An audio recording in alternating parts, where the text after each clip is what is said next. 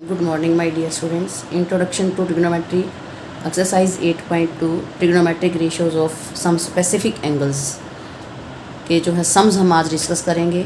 जो इसकी टेबल थी, टेबल कैसे बनानी है और actually proof of the values जो वीडियो थी, वो प्रीवियस वीडियो थी, उसमें आपको सारा क्लियर किया गया है और साथ साथ क्लास में भी जो बच्चे आए थे उनके साथ डिस्कस किया हमने।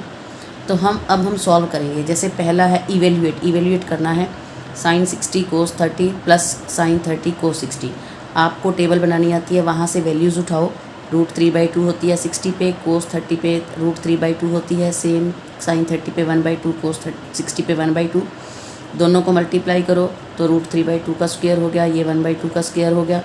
तो रूट से स्क्वायर कट के 3 बन गया, लेकिन बाहर नीचे वाले 2 का स्क्वायर 4 आना है, इसलिए काटना नहीं है, काट के नहीं दिखाना। अगर हमने काट दिया तो मीन्स हमने ये सोचा कि जो ये स्क्वायर आई सिर्फ रूट के साथ है, फिर तो 2 बच जाएगा यहाँ पर। तो काटना नहीं है, मन में सोचना है कि जो स्क्वायर है वो रूट के साथ कट गया और नीचे वाले 2 का स्क्वायर 4 हो गया, और ये 1/4 एलसीएम लेके आप इसको सॉल्व कर दो।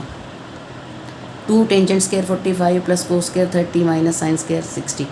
2 टेंजेंट स्क्वायर 45 का मतलब है जो वैल्यू टेंजेंट 45 की है उसका स्क्वायर कर दो। कोस स्क्वायर 30 का मतलब है जो वैल्यू कोस की 30 पे है उसका स्क्वायर कर दो। एंड सेम हेयर, तो रूट ये ऊपर स्क्वायर है तो रूट का स्क्वायर 3 जैसे पीछे आया था 3/4 3/4, same positive same negative cut गया, 2 1 2, ये आंसर आ गया। कोस 45 upon second 30 plus cosecant 30, values put करो। ऊपर 1/√2 है, नीचे √2/√3 प्लस 2/1 माना जाएगा। √3 एलसीएम ले लो तो 2 + 2√3। जब अपॉन के नीचे अपॉन है तो नीचे वाला जो अपॉन था डिनोमिनेटर वाला वो रेसिप्रोकल हो जाएगा। तो ऊपर आ गया √3, नीचे आ गया 2√2 + 2√6। अब नीचे रूट नहीं छोड़ना हमने, रैशनलाइज़ कर दो जैसा कि हमने 9th क्लास में रैशनलाइजेशन सीखा था। जैसे ये प्लस साइन है तो माइनस साइन लेकर के इसको मल्टीप्लाई कर दो, रूट के साथ रूट वाला नंबर मल्टीप्लाई हो जाता है। तो इस तरीके से ये सारा सॉल्व होके आपका आ जाता है। ये माइनस था, ये भी माइनस था, तो हमने माइनस कॉमन निकाल लिया। ठीक है, जब इसको मैंने आगे पीछे कर दिया, ये नेगेटिव था इसको पहले लिख दिया, जो पॉजिटिव था उसको पीछे लिख दिया, ताकि मैं माइनस कॉमन निकाल सकूं और 2 भी कॉमन निकाल सकूं। उसके बाद आता है हमारा part number 4, sine 30 plus tangent 45 minus cosecant 60 upon second 30 plus cos 60 plus cotangent 45। सबकी वैल्यूज़ पुट कर दी मैंने, एलसीएम ले लिया। 2√3, यहाँ पे भी 2√3, ये √3 तो 1 के साथ मल्टीप्लाई होगा, लेकिन इसके नीचे कुछ भी नहीं है तो ये दोनों ही नंबर जाके मल्टीप्लाई होंगे, 2 भी और √3 भी, और -2 के साथ ये वाला 2 4। तो आपको आता ही है, एलसीएम लेके सॉल्व कर दो। दोनों का डिनोमिनेटर सेम है, कैंसिल हो जाएगा। ये √3 वाली है, ये भी √3 वाली, इसके आगे कुछ भी नहीं है तो 1 मीन्स 2√3 और 1√3 3√3 हो गया। और इसी तरह यहाँ पर भी 3√3 हो गया। ऊपर नेगेटिव है, नीचे पॉजिटिव है, तो पॉजिटिव अगर ये है तो हमने नेगेटिव साइन से रैशनलाइज़ कर देना है। अब हमने ध्यान से देखा तो इधर और इधर सेम है, तो ये स्क्वायर हो गया, ये 9th क्लास का सम हो गया, और नीचे A² - B²। यहाँ पर A - B होल स्क्वायर की आइडेंटिटी लगा दो, A² + B² - 2AB।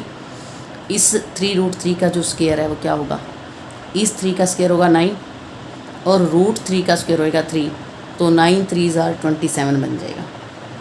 ठीक है, तो इस तरीके से ये आपका सॉल्व हो गया। Same 5th part 5 cos square 60 + 4 second square 30 minus tangent square 45 sine square 30 plus cos square 30। Values put करती, जिसके नीचे कुछ भी नहीं है वहाँ 1 लगा लिया, एलसीएम ले लिया, नीचे सारा कट के 1 आ गया, तो 67/12 आंसर आ गया।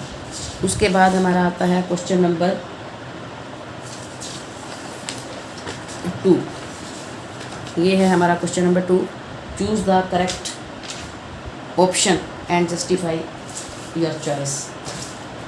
तो 2 टेंजेंट 30 है अपॉन 1 प्लस टेंजेंट स्क्वायर 30, तो इसको हमने सॉल्व करना है। 2 टेंजेंट 30 की वैल्यू पुट कर दो, नीचे 1 प्लस टेंजेंट स्क्वायर है तो इसको सॉल्व कर दो।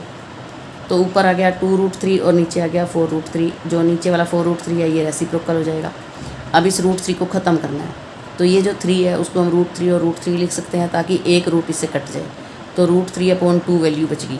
अब √3/2 किसकी वैल्यू होती है, आपको टेबल से याद होना चाहिए कि साइन 60 की होती है। तो यहाँ से देखो साइन 60 कोस 60 टेंजेंट 60 साइन 30, तो इनमें से √3/2 होती है इसकी वैल्यू, तो option A will be the correct answer. Same ऐसे ही करना है, यहाँ पर इसको सॉल्व करना है, तो आंसर आ गया 0। 0 कहाँ पर है? टेंजेंट 90, 1 साइन 45 और 0 0, तो यही ऑप्शन डी आंसर आ जाएगा। Sine 2a = 2 sine a is true when a is, A की इनमें से कौन सी वैल्यू पुट करें कि लेफ्ट हैंड साइड और राइट हैंड साइड दोनों इक्वल हो जाएं। तो सबसे पहले 0 था तो मैंने 0 ही लेके देखा, 2 को 0 से मल्टीप्लाई करा, 0 आ गया। 2 साइन 0, साइन 0 पे वैल्यू 0 होती है, यहाँ पे भी साइन 0 की 0, तो दोनों left side right side equal आ गए, तो इसका मतलब यही ऑप्शन ए ही करेक्ट था। आप 30 पुट करके देखोगे सेम नहीं आएगा, left side right side. 45 put करोगे तब भी left side right side same नहीं आएगा, तो 0 पर ही सिर्फ ये सेम आता है। उसके बाद है part number 4, 2 tangent 30/1 minus tangent square 30, इसको सॉल्व कर दिया तो आंसर आया √3। इनमें से किसकी वैल्यू होती है √3? टेंजेंट 60 की, तो means option C is the correct answer. ठीक है। क्वेश्चन नंबर 3 है tangent a + b is √3 and tangent a - b is 1/√3 where 0 is less than a + b is less equal than 90 degree, a is greater than b, find a and b। बच्चों जैसे ये tangent का सम है, इसी तरह ये sign का भी आ सकता है पेपर में, कोस का भी आ सकता है, सिकेंट का भी, कोसिकेंट का भी, सबका आ सकता है। तो हमने करना क्या है, लेफ्ट साइड है टेंजेंट a + b, तो हमने टेंजेंट का ही देखना है। √3 कहाँ पर होता है? √3 होता है टेंजेंट 60 पे, तो दोनों का टेंजेंट सेम हो गया। मन में सोचना है, काटना नहीं है, काटना नहीं है, मन में सोचना है कि कट गया, तो a + b आ गया 60, इक्वेशन नंबर 1। इसी तरह टेंजेंट a - b है 1/√3, तो 1/√3 कहाँ होता है टेंजेंट का? 30 पर, तो मन में सोचो टेंजेंट से टेंजेंट कट गया, तो a - b 30। अब ये a pair of linear equation in 2 variables हो गया, यानी a + b 60, a - b 30, b से b कट गया तो a आ गया 45, तो वहाँ से b निकाल दो 15 डिग्री। तो ये था हमारा क्वेश्चन नंबर 3। उसके बाद आता है हमारा question number 4, state whether the following are true और false, justify your answer, justify भी करना है। Sine a + b = sine a + sine b। हम यहाँ पर क्या करते हैं, a और b की कोई वैल्यू पुट कर लेते हैं। a की 30 ले ली, b की 60, तो लेफ्ट हैंड साइड को सॉल्व किया तो साइन 90 आ गया, जिसकी वैल्यू 1 बनती है।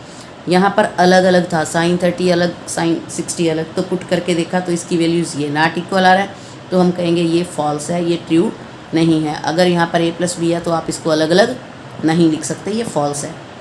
The value of sine theta increases as theta increases, वो कहता है साइन जैसे जैसे थीटा बढ़ता जा रहा है वैसे वैसे साइन की वैल्यू बढ़ती जा रही है। 0 पे साइन क्या होता है? 0। साइन 30 पे होता है 1/2, जिसकी वैल्यू होती है 0.5। साइन 45 पे होती है 1/√2, रैशनलाइज कर दो √2/√2, तो ऊपर वाला √2 1 ज़ा √2 और नीचे √2 और √2 मिलके 2, √2 की वैल्यू पुट कर दी अपॉन में 2, डिवाइड करके देखो तो 0.707।